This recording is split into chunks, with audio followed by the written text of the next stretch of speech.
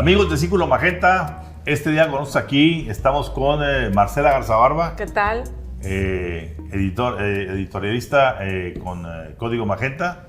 Nos acompaña, por supuesto, nuestro amigo y colaborador. Ya los extrañaba. Ya te extrañábamos. Gregorio Martínez, multifacético comunicador que está en todas las pistas locales, nacionales e internacionales. Hay que estar en todos lados. Y bueno, nuestro director editorial, Rodrigo Carvajal. Están Ramón. Y señores, bueno, pues este es un día de corte. Sí, señor. De la tremenda corte y no de tres patines. Sí. Y a alguien que se le vuelan los Literal. patines, pero no la de tres patines. Y bueno, ha sido pues una cuestión realmente que ha simbrado al país la forma en cómo el presidente Andrés Manuel López Obrador y cómo también todo este grupo, este séquito de morenistas se han lanzado, pues literalmente yo tengo que decirlo, como una jauría sobre la Suprema Corte de Justicia, básicamente por el rechazo ya de lo que se llamó el famoso Plan B para tratar de limitar al INE, este rechazo que se da aduciendo de parte de la Corte 9 votos a favor, 2 en contra de la resolución, que es absolutamente inconstitucional el famoso Plan B, por una razón, para no complicar, no ser galimatías de mucho menos. Simplemente no se respetaron en el Congreso las formas para que todos los partidos pudieran leer, discutir, plantear y replantear los documentos, y por tanto el famoso fast track, el famoso se dispensa todos los trámites para poder hacer la cuestión, pues quedaron ahí en eso, en una situación de inconstitucionalidad, y por tanto la Corte decidió marcha atrás. Claro. No hay famoso Plan B, y la respuesta del presidente y por supuesto del bloque mayoritario de Morena, que fue el que planteaba todo esto, pues fueron dos muy claras. La primera es anunciar que se nos viene un famoso Plan C. No sé dónde vaya a acabar el abecedario. Plan Z. Era el Plan A, luego el Plan B, luego el Plan C. Vamos a llegar un día al X, Y y Z, pero por lo pronto vamos en el C. El Plan C, que dice el presidente: señores, no me importa que me hayan parado el Plan B, señores de Morena, vamos a conquistar el Congreso completo, tanto Cámara de Diputados como senadores, para el 24, para que ya no haya pretextos y podamos meter ya una reforma y una enmienda constitucional que no tenga que pasar por ningún lado más que por lo que se dice la votación de las 3/4 partes de los legisladores, y tengamos por fin una corte en la que, de acuerdo a López Obrador, los ministros tenían que ser electos de manera democráticamente, como si fueran políticos, como si fueran puestos de elección popular, cosa que volvemos a lo mismo. Hay instancias, señores, en que no se puede elegir esto de manera popular. Ni el Banco de México, ni la Secretaría de Hacienda. Claro. Imagínense si toda esta serie de instituciones que requieren de un alto nivel de aprendizaje y de talento para poder dirigir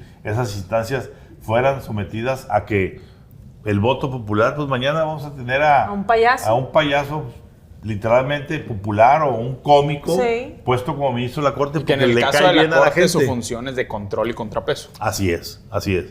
Pero esa es una parte. Y la otra ha sido una cadena de mentiras flagrantes de parte del presidente, a la que se le han sumado, por supuesto, todos los morenistas, y que además ha devenido al final con una serie de insultos totalmente fuera de lugar. Descalificación. Pero a mí la parte que me importa mucho es esa parte de la mentira flagrante del presidente. Que un presidente esté diciendo que la Suprema Corte, los ministros, se extralimitaron al tratar de imponerle un bozal al Congreso por lo que habían votado y a enmendarles la plana, señores, eso así no es. Siempre hemos sabido, siempre ha sido, esa es la esencia de la Suprema Corte, es el supremo organismo judicial que tiene cualquier nación democrática. Vean lo que está pasando ahorita en Colombia, el pleito del presidente Petro con el fiscal, en donde ya ahí hay amenazas hasta de muerte. Bueno, aquí, ¿qué está diciendo el presidente? No tendría por qué la Corte enmendar la plana. A ver, la Corte simplemente lo que dijo es: lo que ustedes aprobaron no puede ser aprobado así porque es inconstitucional. La Corte no tiene por qué pasar en automático todo lo que diga el Congreso. la Corte tiene que parar, primero, todos los abusos que existan en la parte judicial del propio sistema judicial. Ahí llegan las famosas últimas instancias. Ya cuando viene el veredicto de la Corte, ya, no hay discusión más que lo que dijo la Corte. Todo lo que pase por el Congreso para saber que se apegue a derecho, se apegue a la Constitución, no haya altercados jurídicos y de algún tipo, que es lo que hicieron en esta ocasión. E igualmente, la Corte tiene que enmendarle la plana cuando sea necesario al presidente de la República, que tampoco puede salirse con la suya como él quiera, porque pues, para eso hay una ley, y quien se encarga de vigilar que la ley en última instancia se cumpla es la Suprema Corte. Rodrigo, ¿qué dice al respecto? Hay que poner en perspectiva las líneas rojas democráticas que ha cruzado este gobierno y que ha cruzado el presidente Andrés Manuel López Obrador. Lo que está poniendo sobre la mesa la 4T es un proyecto que ya se asume abiertamente militarista y abiertamente autoritario. ¿Por qué lo digo? Porque el presidente López Obrador ha dicho: si ganamos la mayoría calificada en septiembre de 2024, voy a enviar 2 iniciativas al Congreso. Una de ellas para que la Guardia Nacional regrese a la Secretaría de la Defensa Nacional, que es el pendiente que tiene con los militares después de todas las concesiones que se le han hecho a las Fuerzas Armadas. Y número 2, esta propuesta que comenta Ramón, de que los ministros de la Suprema Corte, número 1, sean designados por voto popular. Y número 2, como ya lo dijo también la mañana del jueves, que se ponga una revocación de mandato sobre los ministros de la Corte. Algo que es completamente disfuncional para una democracia como la mexicana. Lo que está planteando Morena en 2024, el proyecto de Morena en 2018 y el proyecto de Nación que firmó Andrés Manuel López Obrador y que coordinó Alfonso Romo en ese entonces, no tenía absolutamente ningunos visos de lo que ahora se plantea. Es decir, hay una transformación y una radicalización del proyecto de la 4T en un plazo de 5 años que no tiene precedentes. Y no solo el proyecto, sino de la coalición de quienes toman decisiones y quienes conforman este núcleo de poder en la 4T. Se fue Olga Sánchez Cordero, se fue Alfonso Romo, se fue Julio Scherer, se fue Esteban Moctezuma, se fue Tatiana Cloutier, entre otras figuras moderadas. Y ahora el poder lo tiene un secretario de Gobernación como Adán Augusto López, un personaje... Compadre del presidente. Compadre del presidente, un notario de Tabasco que tiene un grupo empresarial afín y que lo está empujando para decir: tú eres el comandante en jefe de la operación territorial del Plan C, haz una operación con coordinadores estatales en las 32 entidades, ponte de acuerdo con al menos todos los gobernadores de Morena para la operación territorial. Ya estamos hablando, Ramón, lo que podría calificarse como una elección de Estado. ¿Para qué? Para cumplir los principios militaristas y autoritarios de la Cuarta Transformación. Gregorio.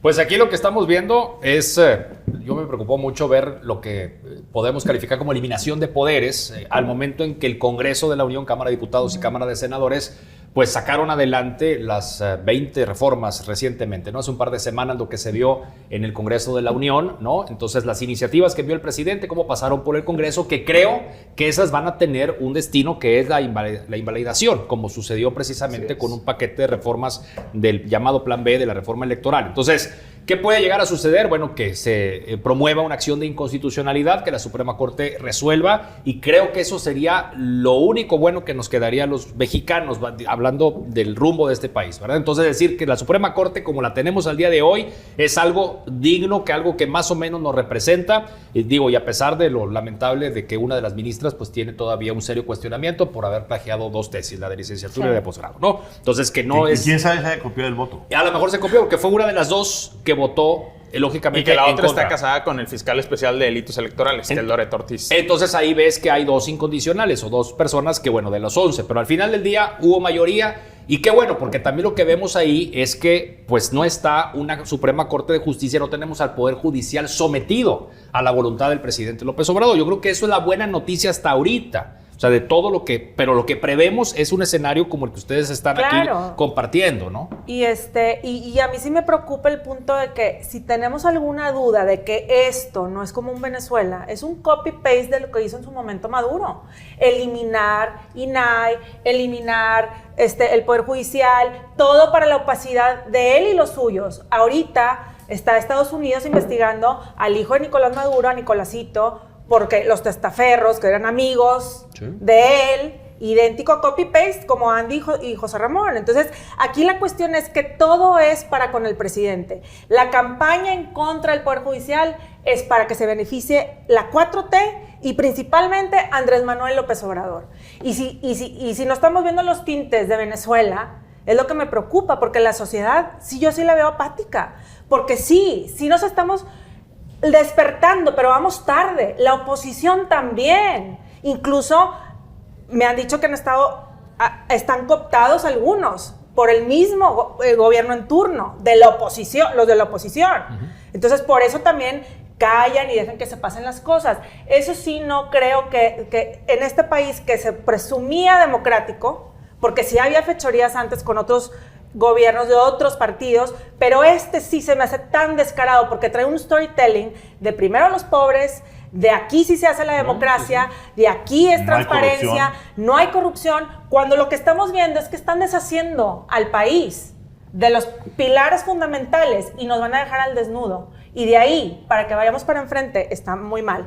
Y nada más por último, le acaba de pedir AMLO a Santiago Krill que elimine los fideicomisos que él dio públicamente. Sí. ¿Cuánto valían esos fideicomisos por el INAI en su momento? Así es, el INAI mismo que quiere desaparecer. Entonces, con esa simple línea podemos ver cómo quiere él hacer que el país sea como él dice, cuando él dice, como él truena el chicharrón. A ver, o sea, yo creo que lo que estaban ahorita comentando, por ejemplo, es el presidente de una u otra forma trató de hacer un control de daños al rechazo al plan B, sí, y convertir el plan C en su nuevo grito de guerra electoral 2024. Claro. Porque como decía ahorita Rodrigo, puso ya al capataz Máximo Bucareli, que es Adán Augusto, a que fuera el general en jefe de las tropas del 24 para hacer las tropas electorales. Los acuerdos necesarios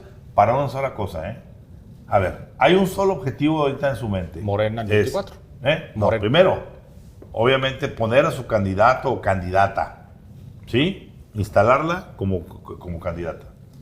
Y también para tener plan B, famoso, tener garantizado que la Cámara de Diputados y el Senado sean mayoritariamente, sin ninguna duda, no mayoría simple, mayoría calificada. 2/3. Para lograr ese objetivo requiere de garantizar que los candidatos de Morena, federales a diputaciones y senadurías, ganen sus y tiene que operar a los estados. Es lo que, ese es el punto. Lo hemos dicho aquí, lo hemos dicho en tu programa. Lo que ya se está haciendo, por ejemplo, en el caso de Nuevo León, ya hay un pacto abierto entre el gobernador Samuel García y el presidente diciendo, a ver, dice el presidente Samuel, a ti te está estorbando el PRIAN, que tiene mayoría hoy en el Congreso local. Yo me comprometo como Morena a que todas mis tropas de Morena en Nuevo León van a trabajar por tus diputados locales para que naranjas y morenos tengamos la mayoría del control y desterremos de ahí al PRIAN. Y por supuesto, eso tiene un precio. El precio es que tus tropas naranjas, Samuel, ¿sí?, de MC, trabajen para mí, para Morena, en las diputaciones federales y en las senadurías. ¿Es un cambalache? Es un cambalache. Tú quieres tu mayoría ahí, te la voy a dar. Yo quiero la mayoría acá, ayúdame a obtenerla. Claro. Y eso se va a ir repitiendo por el general Adán Augusto en todos los estados donde Morena no tenga control. Claro, que ya tiene 22 que sí. Claro, 22 que en teoría son gobernados por alguien de Morena. Nada más le faltan 10. Y esos 10 van a tener que ser, son canjes. Y al que diga yo no juego en esa mesa, pues vamos a ver lo que va a suceder con la Unidad de Inteligencia Financiera, con la Fiscalía General de la República. Ya hemos visto ese modus operandi desde la Presidencia de la República y desde la Secretaría de Gobernación. Y hubo un debate muy interesante esta semana en la discusión pública, porque salió a relucir que Lili Téllez podría ser una de las potenciales candidatas a la presidencia de la oposición, y una gran parte de la gente que no está a favor de la 4T dijo, yo no voy con Lili Téllez. Y ahí vino una discusión que dijo, a ver, si no vas con Lili Téllez, vas con la 4T. Esto al final se va a reducir a un dilema de o el candidato del oficialismo y el candidato de la oposición, y va a ser un 50-50. Al margen de que no estés de acuerdo con el discurso de Lili Telles, con alguna de sus políticas, con alguna de sus posturas culturales, como el caso del tema del aborto, pues al final el tema número uno va a ser si México puede mantenerse o no en normalidad democrática. Sí, ahorita lo que importa es la democracia, ¿verdad? A ver, y aguas con Ebrard, ¿no? Digo, si se llega a dar entonces ahí una salida de Ebrard, de la 4T, que quede enojado del mecanismo que se vaya a utilizar vía encuestas para definir candidata o candidato a la presidencia de la República. ¿No? Bueno, entonces él ya está, entonces digamos que es el único, también hemos platicado aquí y en otros espacios, en donde podría ser el único de la 4T que sí tendría cabida, ¿no? En un partido de oposición, y en donde todos estos planes pues podrían correr riesgo para el presidente López Obrador en un momento dado. O sea, podría tener una influencia en contra del presidente. A ver, yo quiero hacer un poquito el asunto. ¿Dónde está el hecho de que un presidente, un jefe de Estado de una nación utilice su privilegiado espacio mediático, como es la mañanera, para dedicarse a defenestar a los ministros de la Corte, insultar? A ver, a todos los que no están con él. Yo he dicho, sí, pero en este caso particular, es un poder. Uno de los tres poderes. No, un poder. Sí. Uno de los tres poderes. Todo el poder. Se vale que no estés de acuerdo. Y se vale que el presidente pueda salir y decir, señores, lamento que la Corte haya votado así. Yo creo que no es lo correcto. Pero respeto el insulto, la descalificación. Respeto la decisión. Trabajaremos por un camino distinto para lograr que logramos convencer, bla, bla, bla, bla, bla. Todo eso se puede.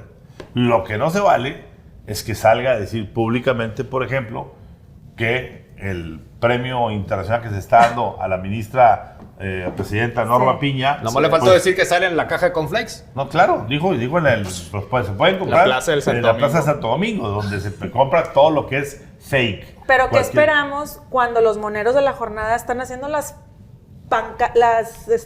lonas que están afuera de la Suprema Corte con Norma Piña con bigote y barba? Son los moneros de la jornada. O sea, hay una operación de Estado de defenestración contra los ministros de la Corte, que creo que es el punto. Y yo por eso insisto, volvamos a qué líneas rojas democráticas se han violado. Porque este nivel de estridencia no lo vimos ni con Peña Nieto, ni con Calderón, ni con Fox, ni con Salinas, ni con Zedillo. Claro. A ver, lo que acusa el presidente de decir es que los ministros de la Corte se volvieron fichas de cambio de negociaciones entre el PRI y el PAN y los despachos vinculados a Diego Fernández de Ceballos y a Santiago Krill.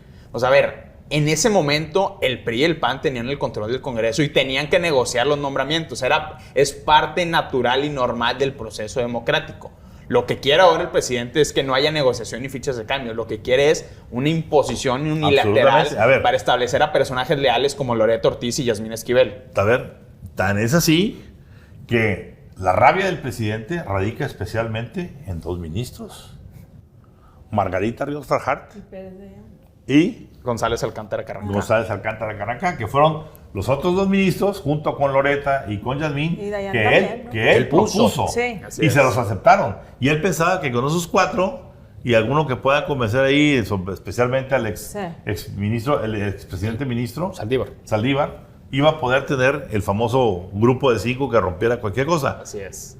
Hay que reconocer abiertamente el valor civil y la integridad de estos dos ministros, de Margarita y de González Alcántara. Ambos se la han fajado bien y bonito, porque como yo ahorita lo digo, el hecho de que te puedan meter la UIF, que te puedan sacar cosas. A ver, Margarita pasó por el SAT. Así es. ¿Verdad? Entonces, es digno de reconocer que así como hay dos ministras que, a pesar de que se les demuestre que plagiaron tesis una de ellas y está totalmente, y la otra sea la esposa de un funcionario morenista, literalmente, pues los otros dos dijeron, yo no voy por ese rumbo, y marcaron línea con el presidente que las propuso. Eso habla muy bien, y eso habría que darle doble curos, como dicen, dobles bonos. Así es. A esos dos personajes. No es menos todos los demás. Simplemente el hecho de decir, yo no voy a ser incondicional. Mi lealtad es con la Constitución y no con el presidente y el poder político en turno. Así es. A ver, conclusión. Pues peligro en los últimos meses de este sexenio, algo que puede quedarse entonces como un precedente y que nos puede arrojar consecuencias para el próximo gobierno, definitivamente. Hablando de una eventual pues desarticulación, ¿no? De lo poco que nos queda como institución o como poder, que es la Suprema Corte de Justicia de la Nación. Ahí la dejaría. Marcela. Pues yo creo que aquí lo que importa es que la sociedad en verdad se informe y que sepa. Lo triste aquí es que el pueblo mexicano en general, a los que les están dando las tarjetas del bienestar y todo eso, no están en esta palestra de comunicación y en esta palestra de intercambio de diálogo. Entonces, eso es lo que me preocupa en este país. Y lo que es peor, Marcela, no están ahí, pero están en la palestra que el presidente le está vendiendo falsamente, totalmente, diciendo que la Corte no puede meterse en eso, cuando no es cierto. Rodrigo, tu conclusión. Esta es la consolidación. Lo que vimos esta semana es la consolidación del proyecto de la 4T como un proyecto abocado a la destrucción de todos los valores entendidos que hubo durante la transición democrática, no de la presidencia de Fox, ni de Calderón, ni de Peña Nieto, sino de todos los operadores políticos, la gente de la sociedad civil, los empresarios que dijeron, rompemos con el régimen autoritario del PRI para llegar a una nueva fase democrática. Ahora el presidente dice, yo rompo con eso y quiero un nuevo régimen. En caso de una ruptura del orden constitucional, hay dos elementos que se necesitan para garantizar el poder. Número uno, las Fuerzas Armadas, el Ejército, que el presidente les ha otorgado sendas concesiones en esta administración. Y número dos, la Suprema Corte. La Suprema Corte es el último factor de control en caso de una ruptura del orden constitucional, y la ofensiva del presidente López Obrador contra el máximo tribunal pues se explica por este entramado que estamos diciendo. Yo quiero dejar un último comentario en la mesa. Me preocupa el hecho de que inevitablemente viene la discusión de por lo menos una docena de los artículos de las modificaciones a la Constitución cuestiones iniciativas. Sí. Que no, en el caso de la desaparición del INSABI, el asunto del INAI, el asunto del CONACYT, el asunto de la financiera rural. Que van a llegar a la Suprema Corte, van a llegar a la Corte, sí, claro. Y, por supuesto, los reveses van a ser igual. ¿Por qué? Porque es el mismo procedimiento. No se cumplió violaciones al debido proceso legislativo. De lo mismo. Va a tener que haber nuevas reacciones del presidente. Mi preocupación es que viendo la irascibilidad del presidente, esa situación en la que él se siente acosado, acorralado por los conservadores que van sobre él como jauría, etcétera, etcétera, etcétera, no se le vaya a ocurrir dar un Fujimorazo. Así es. Como Fujimori hizo en Perú, cuando el Congreso... No les des ideas, por favor. Pues cuando el Congreso, la Corte, etcétera, y desarticuló todo el sistema para poder crear uno nuevo, que en el caso de él estaba justificado porque tenía atorado todo el asunto del terrorismo y una serie de cosas, pero aquí no se trata de eso. Pero más dicho aterrizado, la justificación plena para que el presidente López Obrador se atreva a hacer una cuestión, es decir, simplemente, ¿y por qué yo no lo voy a poder hacer? Si en su momento Ernesto Zedillo, el presidente priista, desapareció de la Suprema Corte para poder crear una nueva corte con nuevas reglas, porque a él sí lo dejaron y a mí no me dejaron. Ahí la dejamos, porque ese va a ser un tema muy importante de conversión en las próximas semanas.